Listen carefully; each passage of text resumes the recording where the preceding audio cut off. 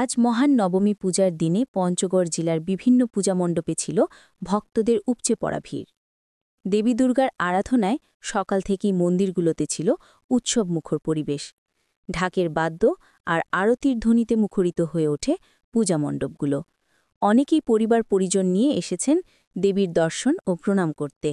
ভক্তরা জানান, তারা মা দুর্গার কাছে দেশ ও জাতির শান্তি, সুখ সমৃদ্ধি ও মঙ্গল কামনা করছেন।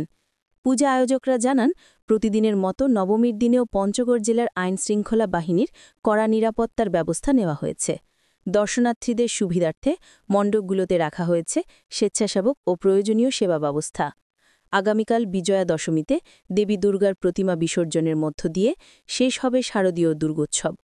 নাহিদ হাসান অয়নের তথ্যচিত্রে সায়মা বিনতে একা, আসমানি টিভি, পঞ্চগড়।